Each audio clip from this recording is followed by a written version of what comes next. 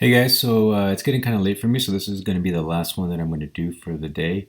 I'm afraid that your pelvic girdle, your lower extremities are going to have to wait for another day for your homework. You can finish on this one and then we can label the rest later, or we could just do it in lecture, in class discussion the next day. But in any case, so this is your shoulder girdle, okay, or your pectoral girdle. And what I wanted to do, so you have the model here shown in anatomical position, and we're going to zero in on the pelvic or the pectoral girdle. And I wanted to show one side on the left side for you looking, or on the right side of the model.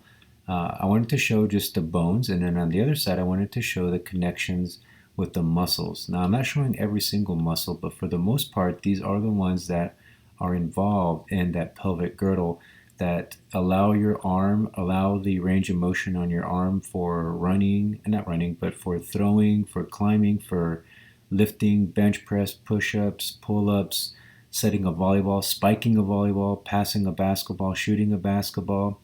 Pretty much you name it, anything upper body wise, the shoulder girdle is playing the major role in this.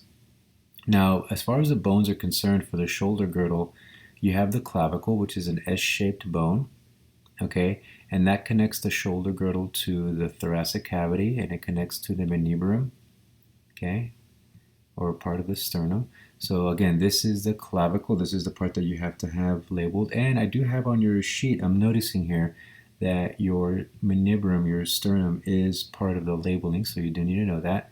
So again, this is your clavicle, or commonly known as your, um, what is it? It's not the clavicle, it is your collarbone. And then on the posterior side, you have the scapula. Okay?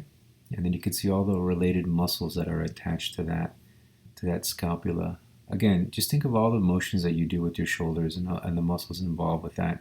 So let's make our way down now and let's look at the upper extremity, the rest of it. You have the humerus, okay?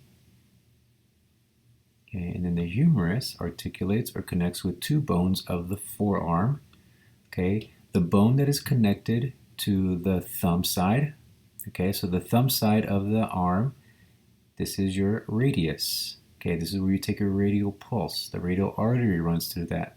Okay, so this is your radius on the thumb side. Okay, and on the other end of that, the medial aspect, medial meaning towards the middle. So the lateral is away, that's the radius, and the medial bone, arm bone, is the ulna. Okay, and the ulna, let me see here if I can turn this around. The ulna, if I kind of rotate it to the posterior end, this is the part that makes the sharp end of your elbow. Okay, that's your elbow bone, basically, your ulna. All right, so this is the wrist. These are the small, short bones of the wrist. These are called your carpals. And then your metacarpals, distally to that, okay, you have 5 of them. These are your metacarpals. Okay, metacarpal number 1, the thumb, 2, 3, 4, and then 5 on your pinky.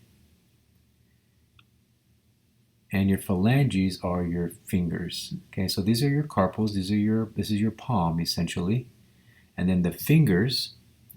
Okay, your fingers are your phalanges. Now the phalanges have, for your first 4 fingers, anyways, your phalanges have 3 bones. Okay, you have the proximal, the middle, and then the distal phalanx, the distal phalange, the middle, and the proximal. Proximal meaning towards the body. Okay.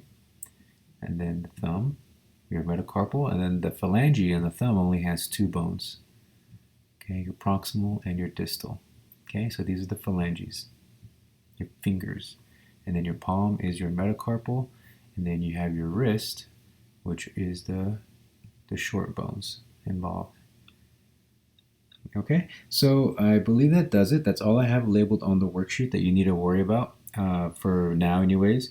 In a future video, I will make a video for the ribs, the rib cage, and then also for your pelvic girdle, the lower extremities, your pelvis, and moving on down to your feet. Okay, so that's going to do it for now. I hope you guys enjoyed and you learned something and you were able to label this. And so, what you have labeled is what you'll turn in on the next day for your homework assignment. Okay, that'll do it. You guys have a good one.